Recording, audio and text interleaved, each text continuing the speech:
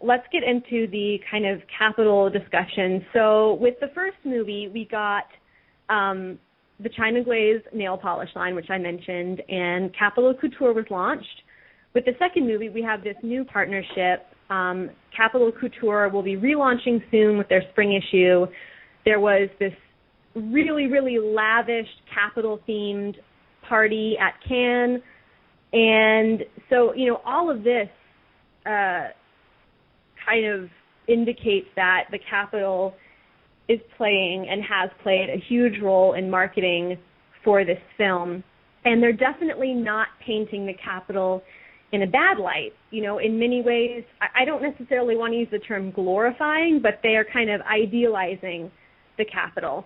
And I guess the question is, how do we feel about this? The CoverGirl press release says, in bringing beauty transformation to life in an aspirational, dramatic fashion, it sounds like they are seeking to enable the public to achieve these Capitol looks, which is, then turning the public into the Capitol. We are becoming the Capitol. And this kind of seems wrong, but on the other hand, it's just a movie series. It's just a book series, and maybe we shouldn't be taking this so seriously because it's just for fun. What do you guys think about this? Ellie, I know you brought this up last week. What are your thoughts on this whole issue? Yeah, I did talk about this last week. Like I said, from a business standpoint, brilliant move. However, I'm very big on trying to preserve the message of the book, which is why I have trouble embracing anything that goes directly against it, which this seems to really do. Because the whole point of the book is that the Capitol is terrifying. And I'm also somebody that I've said before on the podcast, I love when it feels like my series is coming to life. And that's one thing that I really loved about the way they were advertising The Hunger Games is that it did seem real. But then we get to the point where, it's a fine line between making it seem real and making it seem too real in a way that I don't necessarily agree with, if that makes sense. It does make sense. I have this, I don't think this is going to happen, but this is kind of just, if you think about this for a second, this is such a terrifying thought.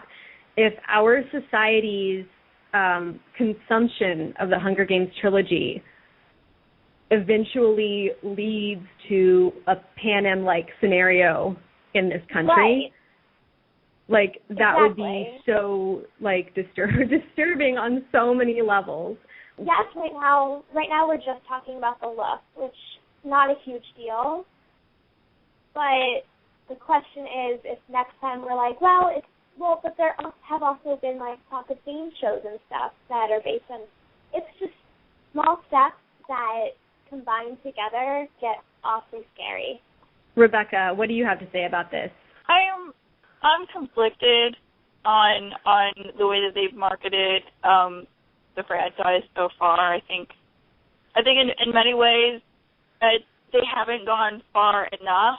That either they're keeping it rather tame on the Capitol front, from my perspective, or they're not dealing with the terrifying aspects of the series at all. Also in the marketing, they do it sort of with the trailers and whatnot, but the outside advertising just seems rather it's pretty.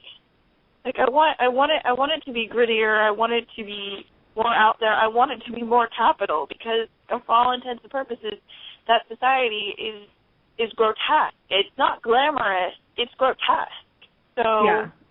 But they're not going to go that route because they have to appeal to a mass audience. So we're going to get CoverGirl pretty colors and butterflies and sparkles, which is fine. They'll make money off of that. But If I was in charge, I would be partnering with MAC Cosmetics and procuring insane designers who are coming up with the craziest stuff ever and viral marketing campaigns where it would be insane. Courtney, how do you feel? I think that to market this movie, to market anything, it's got to be something that the consumer wants. It's got to be something that appeals to them, and it's got to be something fun and positive. And there's nothing that positive in the Hunger Games trilogy. So I completely understand why they're going this way, because, like, what other products would you do? Right. And I'm thinking that I don't think that they're going to do any more capital stuff for Mockingjay because of what that story is. So I'm totally okay with them doing it this round because they probably won't be able to do it again. And I totally had other stuff to say, and I don't remember. Well, I think what you just said is. Oh, go ahead. You remember? Yeah, I was just gonna say is that like I know it's that the books are that our society is the capital, and you can look at it as they're messing up the message of the books, or kind of that it's intentional that the reflection is that we are the capital for realsies. And that's all. What was I going to say? Now I've forgotten. Oh, yeah, I think what you just said about, this being like the only kind of positive thing to seize upon for marketing, that is so true. Like, this isn't Harry Potter. There aren't magic spells and magic wands and Quidditch and things like that. The only kind of thing in the Hunger Games series that would appeal to a consumer is the fashion and makeup in the capital, I think. And of course, but I also think, like we just mentioned, doing some kind of technology merchandise would also work. But, yeah, I totally agree with what you just said. I think for me, like, I have no problem with it personally.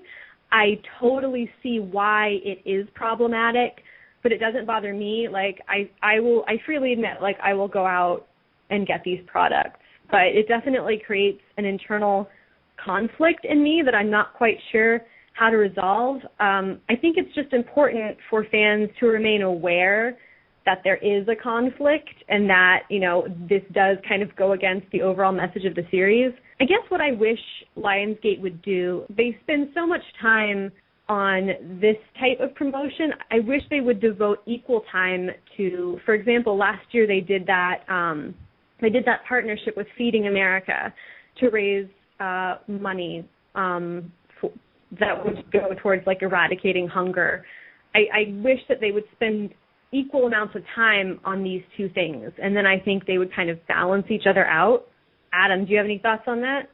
Yeah, I think you all made a really wise points about how they're doing with what they can work with, and you're right. Their options are somewhat limited. And I'll say this in defense slightly of what they're doing too.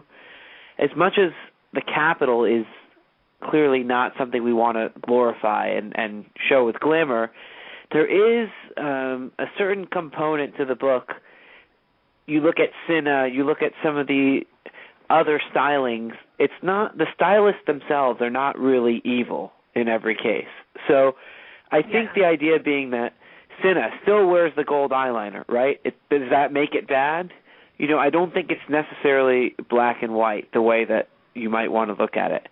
That being said, I do think that there is a little bit of bottom line thinking going on here with a lot of these promotions, and it is kind of ironic that we as the fans and as the populace are buying these things and, in a sense, almost going against the message of the book in some ways.